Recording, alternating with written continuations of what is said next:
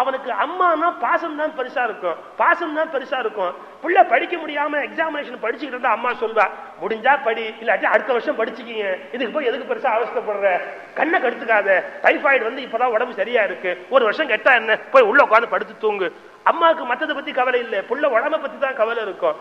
அந்த தாய் அன்பு மேலாக சிந்திப்பாள், தகப்பனோ அறிவு பூர்வமாக சிந்திப்பாள். இப்ப தசரதன் உடம்பால அப்பா, உள்ளத்தால அம்மா. அதனால என் குழந்தைங்களுக்கு அப்பா அம்மா ரெண்டுமாவே நான் இருந்துட்டேன், நீ தயவு செய்து இந்த குழந்தைங்களுக்கு அப்பாவா மட்டும் இருந்துடாத, தனி தாயும் நீ எந்தை தந்தனும் இந்த செய்க கொடுத்துட்டேன், இந்த குழந்தைகளை உங்ககிட்ட கொடுத்துட்டேன், இனிமே இந்த குழந்தைங்களுக்கு என்னென்ன செய்யணுமோ எல்லாத்தையும் நீயே செல்லு, எந்தை தந்தானன் இயைந்த செய்க என்றார்.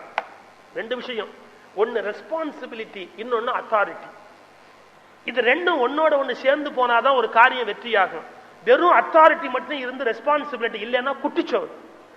ரெஸ்பான்சிபிலிட்டி மட்டுமே இருந்து அவனுக்கு அத்தாரிட்டி இல்லைன்னு வச்சுங்க, அவன் நல்ல காரியம் செய்ய மாட்டான். வெறும் ரெஸ்பான்சிபிலிட்டி தான், அத்தாரிட்டியே கிடையாது. இன்னொன்னு அத்தாரிட்டி முழுக்க இருக்கு, ரெஸ்பான்சிபிலிட்டியே கிடையாது, அவனுக்கு என்ன பொறுப்பு இருக்கு, ஒண்ணு கிடையாது. ஆக அத்தாரிட்டி ரெஸ்பான்சிபிலிட்டி ஒன்னோட ஒண்ணு சேர்ந்து போகணும். இப்ப எப்படி சொல்றான் பாருங்க, இந்த குழந்தைய உங்ககிட்ட கொடுத்துட்ட, நீ அப்பாவா இரு அம்மாவா இரு, ரெஸ்பான்சிபிலிட்டி, எங்க செய்க என்ன செய்யணுமோ செய்ய, அத்தாரிட்டி. ரெண்டையும் உங்ககிட்ட கொடுத்துட்டேன், ரெஸ்பான்சிபிலிட்டி அண்ட் அத்தாரிட்டி. இந்த ரெண்டு குழந்தைகளை பொறுத்த அளவுக்கு எந்த தந்தானன் இயைந்த செய்கன்னு. ஒரு பெரிய ஆச்சரியத்திலையும் ஆச்சரியம், விஸ்வாமித்திரத்துல இந்த பிள்ளைகளை அனுப்புவதில் வசிஷ்டருக்கு ஏண்டா அவ்வளவு இஷ்டம்னா, என்ன இருந்தாலும் ராமன் பல வித்தைகளை கத்துக்கணும். ராமனுக்கு பல திறமைகள் வரணும்னா வசிஷ்டத்தையே படிச்ச பையன் தான். தன்னிடத்திலே கற்ற ராமன் விஸ்வாமித்திரத்துல போய் புதுசா என்ன கத்துக்க போறான், அங்க போய் கத்துக்கன்னு ஏன் சொல்லணும், வேற ஒண்ணும் இல்லை. சத்திரியனாயிருந்து பிரம்ம ரிஷியாக மாறியவன் விஸ்வாமித்திரன். தான் என்ன இருந்தாலும் பரம்பரையாவே பிரம்ம ரிஷி தான். இப்ப ராமனுக்கு உலகத்துக்கு தேவையான சாமர்த்தியங்கள் உலகி எல்லாம் தெரியணும்னா சத்திரியனாய் இருக்கிறவனுக்கு வேறு சில வித்தைகளும் சேர்த்து தெரியணும். தன்னிடத்தில் கற்ற கல்வி ஒரு பக்கத்தில் பயன்படும் என்றாலும் சத்திரியனாயிருந்து பிரம்ம ரிஷியான விஸ்வாமித்திரத்தில் படிக்கிற கல்வி இருக்குதே வேறு ஒரு வகையில் அவனுக்கு பயன்படும் என்று நம்புகிறான். அதனால எங்கிட்ட படிச்சது போதாது, அவங்கிட்டையும் போய் படிக்கட்டும் நினைச்சு வச்சா. இந்த பெருந்தன்மை எல்லா ஆசிரியனுக்கும் வருமா? ரெண்டு பேருக்கு ரெண்டு வகையான வித்தியாசம் இருக்கும். குழந்தை ரெண்டு பேர்ட்ட கத்துக்கிட்டு முடிவு பண்ணா ஒத்துக்குவாங்களா? சார் ஒண்ணும் இல்லை, நான் படிச்ச ஸ்கூல்ல எனக்கு 6வது வகுப்புல தமிழ் எடுக்கிறவர் 7வது வகுப்புக்கு வரமாட்டார், மறுபடியும் அவர் 8வது வகுப்புக்கு தமிழ் ஆசிரியர். எங்க ஸ்கூல் சிஸ்டம் இப்படி. மறுபடியும் இந்த 7வதுல தமிழ் எடுத்தார் பாருங்க, அவர் 8வதுக்கு வரமாட்டார், 9வதுக்கு அவர் தான் தமிழ், 8வதுல எடுத்தவர் 10வதுக்கு, இப்படி மாத்தி மாத்தி வருவாங்க. நாங்க பட்ட பாடு கொஞ்சம் நெஞ்சம் இல்லை. இவர்கிட்ட படிச்சுட்டு அடுத்த வருஷம் அவர்கிட்ட போவோம் இல்லை, அவர் ஆரம்பிப்பார், ஒரு பயலுக்கு இலக்கணம் தெரியாது, அவனுக்கு என்ன தெரியும், அவன் இன்னைய எம்ஏ, நான் பழைய புலவர், அவன் இன்னைக்கு எம்ஏ படிச்சுட்டு வந்த அவனுக்கு என்ன தெரியும், இலக்கணமே அவனுக்கே தெரியாது. யார எங்களுக்கு வகுப்பு எடுத்தாரு பாருங்க அந்த வாத்தியார், அவனுக்கே இலக்கணம் தெரியாது, அப்புறம் உங்களுக்கு எப்படா தெரியும், உங்களை சொல்லி என்ன பிரயோஜனம், எல்லாம் அந்த பையன் பாழாக்கிட்டான், ஓ இலக்கணம் எங்கிட்ட கற்றுக்கோ புதுசா. இவற்றை படிச்சுட்டு அடுத்த வருஷம் அங்க போவோம்ல, அவர் சொல்வார், ஒரு வருஷம் உங்களை கஷ்டப்பட்டு நான் உருவாக்க வேண்டியது, உங்களை எல்லாம் அந்த ஆள் அப்படியே பாழாக்க வேண்டியது, மறுபடியும் நான் உங்களோட போராட வேண்டியது, இதுவே பெரிய அவஸ்தைப்பா. அவர் அடுத்த வருஷம் நாங்க போய் அவர்த்த மாட்டின உடனே தெரியுமே எனக்கு, இலக்கணத்துல ஒரு வருஷம் உங்களை எல்லாம் பெரிய ஆளாக்கி விட்டா அவன் ஒண்ணும் இல்லாம ஆக்கிடுவானே, அந்த பயலுக்கே மண்டையில மூளை கிடையாது. நாங்க என்ன பண்ணுவோம், எங்களுக்கு ஒரு பெரிய சந்தேகம், நிஜமாவே இவருக்கு அறிவில்லையா இல்ல அவருக்கு அறிவில்லையா எங்களுக்கு தெரியல. நாங்க அப்ப முடிவு செய்யக்கூடிய அறிவு எங்களுக்கு இல்லை, நாங்க சின்ன பசங்க தானே. அப்பா நாங்க உடனே ஹெட்மாஸ்டர் போய் ஒரு நாள் கேட்டோம், சார் 6வதுல இவர் என்ன சொல்றாரு, அவருக்கு அறிவில்லைங்கிறாரு, மறுபடியும் 7வது வந்து அவர் இவருக்கு அறிவில்லைங்கிறாரு, எங்களுக்கு ஒரு பெரிய சந்தேகம், யாருக்கு அறிவில்லை. ஹெட்மாஸ்டர் சொன்னார், எனக்கு தாண்டா இல்லை, ஏன் இந்த ரெண்டு பேரும் இன்னும் ஸ்கூல்ல வச்சுக்கிட்டு இருக்கிறோம் பாரு, அதனால எனக்கு தாண்டா உண்மையில அறிவே இல்லைன்னு. நான் வேடிக்கை சொல்ல, ஒரு ஆசிரியர் இன்னொரு ஆசிரியர் சொல்லி கொடுத்தது ஒப்புக்க மாட்டார், அவனுக்கு என்ன தெரியும் அப்படிதானே கேட்பாரு. இப்ப அப்படியா விஸ்வாமித்திரத்துல போய் இந்த குழந்தை தெரிஞ்சுக்க வேண்டிய விஷயம் இருக்குன்னு வசிஷ்டர் நம்புறார். ஏன் அது மாதிரி தெரிந்து கொண்ட விஷயங்களும் உண்டு. நீங்க இப்ப பின்னால கதையை பார்க்கிற போது அந்த நுட்பத்தை தெரிந்து கொள்ளலாம். வசிஷ்டர் சொல்லித்தர முடியாத பல விஷயங்களை விஸ்வாமித்திரர் சொல்லி கொடுத்தார். என்ன நான் இப்பே சொல்றேன், அதை வசிஷ்டர் சொல்லித்தர முடியாத விஷயங்கள் என்ன, வாட் இஸ் லைஃப் அப்படிங்கறத ராமனுக்கு விஸ்வாமித்திரர் சொல்லி கொடுத்தாப்புல வசிஷ்டர் சொல்லி தரல. ஒரு தாடக, ஒரு அகலிக, ஒரு சீத்தை எல்லாம் வரிசையா அறிமுகமாகிறார்கள். ஒரு தாடகையை அறிமுகப்படுத்துறார், ஒரு அகலிகையை அறிமுகப்படுத்துறார். தாடகை மற்றவரை துன்புறுத்தியவள், இன்னும் சொல்ல போனா மற்றவருக்கு கெடுதல் விளைவித்தவள் தாடகை, இன்னொருத்தி அகலிகை. அவள் தன்னையே தன் வாழ்க்கையாலே கெடுத்துக் கொண்டவள். இப்ப பலவேறுபட்ட பெண்கள், பெண்களுடைய இயல்பு, இதையெல்லாம் நாசுக்கா விஸ்வாமித்திரர் சொல்றார். எப்போ? ராமனுக்கு திருமணம் ஆவதற்கு முன்பாக ஒரு பெண்ணை கரம் பிடிக்க போகிறவனுக்கு பெண்குலத்தை பற்றிய சகல தகவல்களும் தெரிந்திருக்க வேண்டும் என்பதை வசிஷ்டன் சொல்லித்தர முடியாது, விஸ்வாமித்திரன் சொல்லித்தர முடியும். ஏன்? பெண்ணாலேயே வாழ்க்கை பாழடிக்கப்பட்டது விஸ்வாமித்திரனுக்கு தெரிஞ்ச ரகசியம். அவன் எப்படி சொல்லணுமோ அப்படி சொல்லிக் கொடுக்க முடியும்னு நம்புறான். இந்த முழு விவரமும் விஸ்வாமித்திரனாலே நாசுக்காக சொல்லிக் கொடுக்கப்பட்டது. எப்போ? தாடகையை பத்தி பேசுற போது இவ்வளவு விவரத்தை விஸ்வாமித்திரன் சொல்லிக் கொடுக்கும். வாழ்க்கை ரகசியங்களை ஆசிரியத்திலே கற்றுக்கொள்ள வேண்டும் என்பதை இவ்வளவு அழகாக நமக்கு படம் பிடித்து காட்டுகிறார். வசிஷ்டன் சொல்றார், அவன் சிறந்த குரு, அவன் பின்னால போ. ராமனும் அந்த இருவரையும் வணங்கி விட்டு, ஆசிரியனையும் வணங்கி, தந்தையையும் வணங்கி விட்டு பின்னாலே புறப்பட்டு போகிறான் விஸ்வாமித்திர மகரிஷியோடு. தோளில் கொற்றவில் ஒன்று தாங்கினான், உலகம் தாங்கினான்.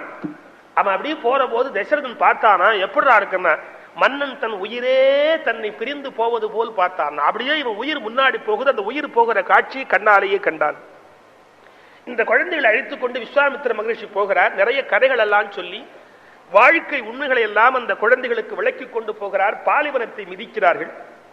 அந்த பாலைவனம் அப்படியே வெம்மையாக இருக்கிறது. இந்த வெம்மை எப்படிடா இருக்குன்னா, கம்பன் கற்பனையிலே கொஞ்சம் எக்ஸாஜரேட் பண்ணி ஒரு வார்த்தை சொன்னா, இந்த பாலைவனத்தினுடைய பெயரை உச்சரித்தாலேயே நாக்கு வெந்துவிடும். யாருக்கு? தீ கடவுளுக்கு. அதுக்கு ஒரு கிளைமாக்ஸ் வச்சா, இந்த பாலைவனத்தின் பெயரை சொன்னால் நாக்கு வெந்துவிடும். நமக்கல்ல, தீக்கடவுளுக்கே. தீக்கடவுளுடைய நாக்கே வேகக்கூடிய அளவுக்கு வெம்மையான ஒரு பாலைவனம் தான். மிகைப்படுத்தி சொல்லுவது என்பது கவிதையில் தவிர்க்க முடியாத ஒரு உண்மைன்னு சொன்னேன். இதுக்கு நாங்கள் பல உதாரணம் கூட சொல்றது உண்டு. சாதாரணமா குழந்தைகளை தொட்டில போட்டு தாளாட்டுற போது குழந்தை அழும். சில பேர் வீட்டில் தாளாட்டுவதாலேயே குழந்தைகள் அழும். சிலர் அழுவதாலே தாளாட்டுவார்கள். ரெண்டு கிட்ட வித்தியாசம் உண்டு. அப்படி தாளாட்டுகிற போது, குழந்தை அழுகிற போது அம்மா என்ன சொல்லி பாடுவா? குழந்தை அழுத கண்ணீர் ஆராய் பெருகி வர, அதில் யானை குளித்தேற, குதிரை குளித்தேறம்பா. புழுகு. குழந்தை அழுத கண்ணீர்ல யானை குளிக்க முடியுமா? குதிரை குளிக்க முடியுமா? குழந்தை அழுத கண்ணீர் ஆராய் பெருகி வர, அதில் யானை குளித்தேற, குதிரை குளித்தேற. அப்புறம் மஞ்சளுக்கு பாய்ந்து இஞ்சிக்கு பாய்ந்து, அப்பா மஞ்சளுக்கு பாய்ந்து இஞ்சிக்கு பாய்ந்து, அப்புறம் வாழைக்கு பாய்கையிலே வற்றியதாம் கண்ணீர். இது செட்டிநாடு தாலாட்டு. வாழைக்கு பாய்கையிலே வற்றியதாம் கண்ணீரும். நல்ல வேளை அப்பவாது வத்துச்சு. அந்த குழந்தை அழுத கண்ணீர் ஆராய் பெருகி வருதா? வேற ஒண்ணும் இல்லை, எக்ஸாஜரேஷன் தான், மிகைப்படுத்துதல் தான். ஏன்?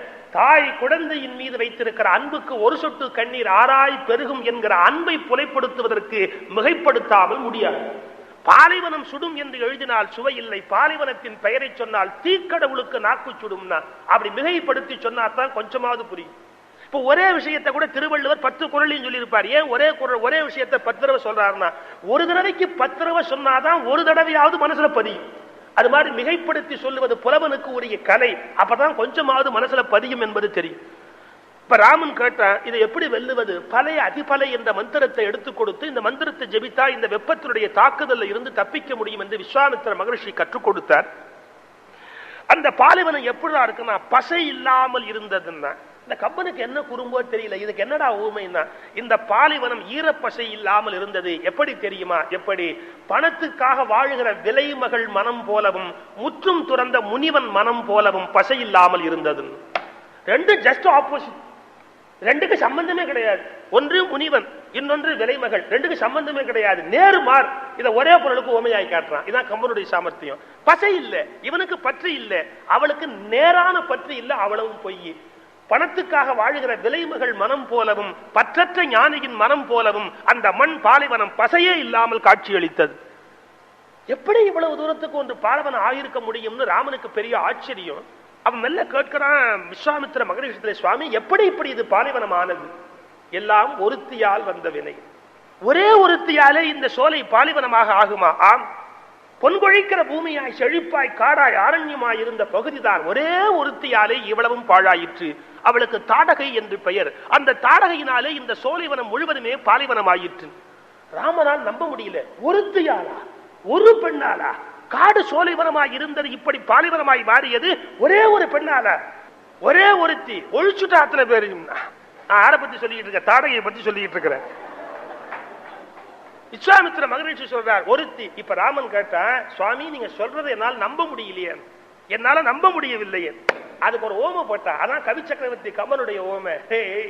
சகல செல்வமும் சகல சிறப்பும் சகல மரியாதையும் சகல வகையிலும் உலகத்தால் மதிக்கப்படுகிற ஒருவனை கஞ்சத்தனம் என்கிற ஒரே ஒரு குணம் பெருமையை அழிக்கும் என்பது உண்மையானால் இதுவும் உண்மை. உண்மைதானே? எல்லா சிறப்பும் இருக்கிற ஒருத்தனுக்கு லோபம் என்கிற கஞ்சத்தனம் இருக்கும் என்றால் அது எப்படி அவனை அழித்து விடுமோ அதுபோல இந்த எல்லா சிறப்பும் உடைய மருது நிலத்தை அவள் பாலைவனமாக ஆக்கினாள். அளப்பெரும் பிணிப்புறா லோபம் ஒன்றுமே. இந்த உலகத்தில் லோபம் என்கிற ஒரே ஒரு குணம் அளப்பெரும் குணத்தை அழிக்குமாறு போல் எல்லையில்லாத குணங்களையும் பெருமைகளையும் அழிப்பது போல இவள் ஒருத்தி அழித்தாள். 100க்கு 100 உண்மை. ஒருத்தர் பெருமையா இருக்கணும்னா தாராள மனசு இருக்கணும். தாராள மனசு இல்லாம பாக்கி எவ்வளவு சிறப்பு இருந்தாலும் சரி கஞ்சத்தனம் இருந்தா பேர் கெட்டு போகும். ஒருத்தரை பத்தி சொல்றோம், ரொம்ப பெரியவர், ரொம்ப நல்லவர், ரொம்ப இப்படிப்பட்டவர். பெண்களுக்கு தெரியும், புதுசா அந்த தெருவில் யாராவது குடி வந்தா அவங்க யாரு என்னன்னு தெரிஞ்சு ரொம்ப வாழ்த்துவார். அந்த மாமி ரொம்ப கெட்டிக்காரி, லலிதா சகஸ்ரநாமம் ரொம்ப அருமையா சொல்லி கொடுக்குறா, நிட்டிங் எல்லாம் புதுசு புதுசா தெரிஞ்சு வச்சிருக்கா, ஒயர் வச்சுக்கிட்டே கூட போடுறா, கூடையை வச்சுக்கிட்டே ஒயர் உண்டாக்குறா, அவ என்னெல்லாமோ அற்புதம் எல்லாம் பண்றா, ஏகப்பட்ட கெட்டிக்காரி, ரொம்ப அருமையா பாடுறா, ரொம்ப அருமையா கோலம், கேக் பண்றது எப்படிங்கிறதெல்லாம் தெரிஞ்சு வச்சிருக்கா. அந்த மாமி ரொம்ப புத்திசாலி. ஒரு அரை மணி நேரம் கழிச்சு போய் பேசிட்டு வந்து சொன்னா, பாழா போனா அந்த மாமி பெரிய புத்திசாலியா. புத்திசாலி நான் இவ்வளவு சொன்னேன், அந்த மாமி ஒண்ணு பெரிய அறிவாளி இல்லையா? என்னத்த அறிவாளி? அரை மணி நேரம் நானும் அவட்ட பேசிக்கிட்டு இருந்தேன், வச்ச வச்ச வச்ச வச்சன்னு பேசிட்டு ஒருவா காபி சாப்பிட்டு போன்னு சொல்லல. இவெல்லாம் ஒரு மனுஷியா? அவளுக்கு எவ்வளவு தெரிஞ்சிருந்தாலும் ஒருவா காபி சாப்பிட்டு போன்னு சொல்லலன்னா அவன் மனுஷியா? கரெக்ட் தானே? அரை மணி நேரம் வந்து பேசுறவங்கள காபி சாப்பிடலான்னு கேட்கலன்னா மனுஷனா? இல்ல. எல்லா செல்வமும் இருந்தாலும் கஞ்சத்தனம் என்கிற ஒரு குணம் இருக்கும் என்று சொன்னால் அவர்கள் பெருமை எடுபடாமல் போவது போல். இதுக்கு நேர்மாறானது யோசிச்சு பாருங்க. சகல அயோக்கியத்தனங்களும் இருப்பவர்கள் கொடுப்பதால் புகழ் பெற்று விடுகிறார்கள் என்பது உண்மையாவதை போல குணம் உள்ளவர்கள் கொடுக்காததால் பேரை கெடுத்துக் கொள்கிறார்கள். எப்படி வாழ்க்கையினுடைய நுட்பத்தை தெரிஞ்சு வச்சிருக்கா கம்பன். இந்த லோபம் என்கிற ஒரு குணம் எல்லா குணங்களையும் அழித்து விடுவதை போல தாடகை என்ற ஒரே ஒருத்தி இந்த உலகத்தையே அழித்திருக்கிறாள். பலப்படும் மருதவை பழித்து மாற்றினாள். அப்படியா? அந்த தாடகை எப்படிப்பட்டவள்? அகத்தினுடைய சாபத்தினாலே இப்படி திரும்புகிறாள். மலைப்பாம்பை கையிலே வளையலாக போட்டிருப்பாள். 1000 யானை பலத்தை உடையவள். அவள் சூலத்திலேயே பல உயிர்களை குத்திக் கொண்டு வருகிறவள். பல்லு நெடுக்கிலே 100கணக்கான உயிர்களை வைக்கக்கூடிய ஆற்றல் உடையவள். அது மட்டுமில்லை ராமா, இன்னும் கொஞ்ச நாள் அவளை உயிரோடு விட்டுவிட்டால் சகல உலகத்தையும் தன் வயிற்றிலே வைத்துக் கொள்ளக்கூடியவள். இவள் வயிற்றிலே எல்லா உயிர்களையும் ஏற்று உண்ணக்கூடியவள். ராமனுக்கு பெரிய ஆச்சரியம். ஒரு பெண் இப்பேற்பட்டவளாக இருக்க முடியுமா? ஒரு பெண்ணால இத்தனை பெரிய அழிவை ஏற்படுத்த முடியுமா? அதிசயத்தோடு கேட்டுக்கொண்டிருக்கிறானா ராமன். ஒரு பெண் உலகத்தையே தன் வயிற்றிலே வைத்திருக்க முடியுமா? ஆடவர் பெண்மையை அவாவும் தோழிராய் போற போக்கில் வர்ணிக்கிறார் பாருங்க விஸ்வாமித்திரர். ஒரு ஆணாய் பிறந்தவனே பெண்ணாய் பிறக்கவில்லையே என்று வருத்தப்படக்கூடிய அழகான தோளை உடைய ராமனே, ஆடவர் பெண்மையை அவாவும் தோழினாய், இந்த பெண்ணினுடைய இடி செயல் என்னது என்பது உனக்கு தெரியவில்லையே. அவள் சொல்லிக்கிட்டு இருக்கிற போதே தொலைவில் இருந்து வருகிறாள் அந்த தாடகை. சிலம்புகள் சிலம்பிட செரித்த கடலோடும் நிலம்புக முதித்தனள் நெளித்த குழிவேலை. அப்படியே சிலம்புகள் சிலம்பிட, சிலம்புனா காலில் போட்டுக்கிற ஆபரணத்துக்கு சிலம்புன்னு பேரு. அது சிலம்புதல்னா ஒலி எழுப்புதல்னு பேரு. தமிழ்ல இன்னொன்னு சிலம்புனா மலைன்னு பேரு. இவ காலில் சிலம்பா போட்டிருக்கிறதே மலை.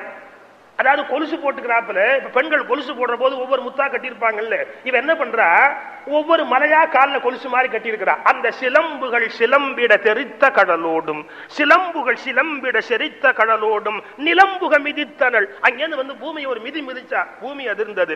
இறைக்கடை துடித்த புருவத்தள் எயிரென்னும் பிறைக்கடை பிறைக்கிடம் அடித்த பில வாயல். இந்த வாயை மடிச்சு உட்கார்ந்துருக்கா, பிலம் குகை மாதிரி இருக்குதா அந்த வாயி. பிறைக்கடை மடித்த பிறைக்கடை பிறைக்கிடம் அடித்த பிளவாயல் மறைக்கடை அரைக்கு வடவை கடல் இரண்டாய். வடவை கடல் போல இரண்டு நிறைக்கடல் முளைத்ததன நெருப்பென விழித்தாள். நெருப்பு போல விழிகளோடு அந்த ஆகாயத்தில் தெரியும்படியாக தாடகை வந்து நின்றாள். அவ இடுப்புல பெல்ட் போட்டிருக்காளா? என்னன்னா யானை, பல யானைகளை எல்லாம் மொத்தமா கோத்து பெல்ட்டா போட்டிருக்காளா? யானைகளை கோத்து இடுப்புல, யானைய கோத்து பெல்ட், யானை வால் இல்ல, பல யானைகளை கோத்து இடுப்புல பெல்ட். அப்ப எப்பேற்பட்ட விஷயமா இருக்கணும்? அப்பேற்பட்ட பெரிய உருவத்தோடு வந்து நின்றாள். முனிவர் சொன்னார், நான் சொன்னேன் அல்லவா, நீ நம்ப மறுத்தாய் அல்லவா, பார்த்தாயா? இவள் பெண் என்று இன்னும் நீ எண்ணிக்கொண்டிருக்கிறாயா? யாது என்று எண்ணுவது, இவளை இன்னும் மாது என்று எண்ணுவது பிழை. தீது கோரி இவளை இப்போதே கொன்றுவிடு. இவள் தான் கொல்லப்பட வேண்டியவள், உலகத்தை நீரு செய்பவள், எல்லா உயிர்களையும் தன் வயிற்றிலே வைத்திருக்கிறவள். அப்பவும் ராமன் இப்படி பார்த்தானா, பெண் என மனத்திடை பெருந்தகை நினைத்தார். கொல்லுன்னு முனிவர் சொல்றார். இருந்தாலும் இவன் பெண்ணா இருக்கிறாளே, ஒரு பெண்ணை ஆண்மகன் எதிர்த்து ஆயுதத்தாலே கொல்லுவது என்பது பொருத்தமில்லையே என்று மனத்திலே இணைத்தார். முனிவர் கேட்டார், யாது என்று எண்ணுவது? நீ இன்னும் என்ன நினைக்கிற? மாது என்று எண்ணுவது? இவளை மாது என்று எண்ணி கொண்டிருக்கிறாயா? தீது, தயவு செய்து அப்படி நினைக்காது. இப்போதே இவளை கொண்டுவிடு. உயிர்கள் முழுவதையும் தன் வயிற்றிலே வைத்தவள். திரும்பி திரும்பி இதை சொன்ன உடனே ஒரு வினாடி ராமன் இப்படி விஸ்வாமித்திர பார்த்துட்டு லேசா ஒரு சிரிப்பு சிரிச்சாராம். என்ன குறும்புது? வேற ஒண்ணும் இல்லை. உயிர்கள் முழுவதையும் வயிற்றில் வைத்தவள், உயிர்கள் முழுவதையும் வயிற்றில் வைத்தவர்னு சொல்றாரு. இவர் வெளியில தானே இருக்கிறாரு. சொல்றாரு சரி, முழுக்க ஏற்றுக்கணும் இல்ல, இவர் வெளியில தான் நிக்கிறாரு. அவர் இவனை விட கெட்டிக்காரு. எப்பவுமே ஒரு ஆசிரியர் கெட்டிக்காரா இருக்கணும்னா பையன் என்ன நினைக்கிறாங்கிறத தான் நினைக்க தெரியணும். இத்தோட கிளாஸ முடிச்சுக்கோன்னு பையன் நினைக்கிறாங்கிறத அவனுக்கு முன்னாடியே வாத்தியார் கண்டுபிடிச்சிடணும். ஒரு 5 மினிட்ஸ் முன்னாடியே போதும் பானா சந்தோஷப்படுவான். வாத்தியார் ரொம்ப புத்தால நம்ம என்ன நினைக்கிறோமோ அதை டான்னு அவரே தெரிஞ்சுக்கிறார். அதான் முதல்ல முக்கியம். பையன் என்ன நினைக்கிறாங்கிறத ஆசிரியர் நினைக்கணும். அவன் படிக்கிற நோட்ஸேவா இவரும் படிக்கிறது? இவர் வேற நோட்ஸாவது படிக்க வேண்டாமா? அதே நோட்ஸையா இவரும் படிக்கிறது? வாத்தியார் பையனோட புத்தாலியா இருக்கணும். விஸ்வாமித்திரர் எவ்வளவு பேர் கேட்டுக்காரு. ஓ, உலகத்து உயிரை எல்லாம் வயிற்றுல வச்சவன்னு சொல்றேன், இன்னும் நான் வெளியில நிக்கிறேன்னு யோசிக்கிறியா? என்ன ஏன் திங்கலேன்னு பாக்குறியா? கோது என நீக்கினள், கோது என நீக்கினள். கோதுன்னா தமிழ் 2 அர்த்தம். சக்க, இன்னொன்னு குற்றம்.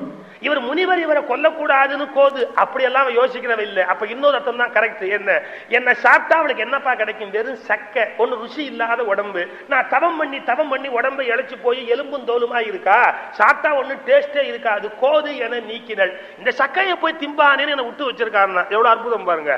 இந்த ருசியா இருக்கிறவங்க எலும்பும் தோலுமா இருக்கிற அந்த உடல் அமைப்பு தன்மையினையும் கடிச்சு சாப்பிட்டா ருசி இல்லை. இது உண்மைதானே? வியாச மகரிஷிய வில்லிபுத்தூர் பாரத்திலே வருது, வியாச பாரத்திலே வருது. வியாச மகரிஷிய இந்த சந்ததியை தர வேண்டும் என்று தாய் கேட்டுக்கொள்கிற போது அவர் சொல்லுகிறார், தவம் செய்ததால் மேனி மெலிந்து இப்ப இருக்கிற தன்மையோடு ஒரு பிள்ளையினை தருவது என்பது பொருத்தமல்ல என்று பேசுகிறார் கதை வருது. அப்ப என்ன குறிப்பு? ரிஷிகள் தவம் செய்கிறார்கள், எலும்பும் தோலுமா காட்சி அளிக்கிறார்கள். கோது என நீக்கினன். திருமுருகாற்றுப்படையில இதுக்கு ஒரு அடையாளம் இருக்கு. என்னன்னா, எப்பொழுந்தன்ன யாக்கையர்னா ரிஷிகள் கும்பிடுறாங்களே, எலும்பு எழுந்திருச்சு நிற்பதை போன்ற உடம்புன்னா. அது ரிஷிகளை பார்த்தா 1 2 3 எலும்பு எண்ணும்படியா இருக்கணுமா? எற்பு எழுந்தன்ன யாக்கை 1 2 3 எலும்பு எண்ணும்படியா இருக்கணும்னா அந்த எலும்பு தெரியும்படியா இருப்பது இருக்கிற சிறப்பு எப்பொழுந்தன்ன யாக்கை. இப்ப விஸ்வாமித்திர சாப்பிட்டா பல்லுல போய் மாட்டிக்கிட்டு சக்கை சரியாவே சாப்பிட முடியாது. அதனால கோது என நீக்கினள். எவ்வளவு கெட்டியா இருப்பாங்க. என்னையா சாப்பிடல நிக்கிறியா? வெறும் சக்கை சாப்பிட்டா பிரயோஜனம் இல்லை, பல்லுக்குள்ள போய் மாட்டிக்குவேன்னு என்னை விட்டு வச்சா. சில பேர் சாப்பிட்டானா இலையில 2 ஐட்டம் மிச்சம் இருக்கும். ஒண்ணு இலை, இன்னொன்னு முருங்கைக்காய் சக்கை. அதுக்கப்புறம் அது ஒண்ணு பண்ண முடியல, அவனால அவன் என்ன பண்ணுவான்? அது மாதிரி இது சக்கை, அதுக்கப்புறம் ஒண்ணு பண்ண முடியாது. இல்லை, சாப்பிட்டு என்ன பிரயோஜனம்? கோது என நீக்கின சக்கைன்னு விட்டுட்டா. ஈரில் நல்ல அறம் பார்த்து இசைத்து, நான் அறத்தை தெரிந்து சொல்லுகிறேன் ராமா, அறத்தை தெரிந்து சொல்லுகிறேன். ஈரில் நல்லறம் பார்த்து இசைத்தேன், சீறி நின்று செப்புகின்றேன். நல்லது. கோபத்துல பேசலடா, கோபத்துல பேசல. அவள் ஆறி நின்றது. நீ இப்படி கோபத்தை விட்டுவிட்டு இவளை கொல்லாம இன்னும் பொறுமையா இருக்கிறது சரியில்லை.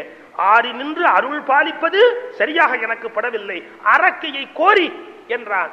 கம்பன் வார்த்தையை முடிச்சான். அரக்கையை கொல் என்று விஸ்வாமித்திரன் கட்டளையிட்டான்னு எழுதல, அரக்கையை கொல் என்று அந்தணன் கட்டளையிட்டான்.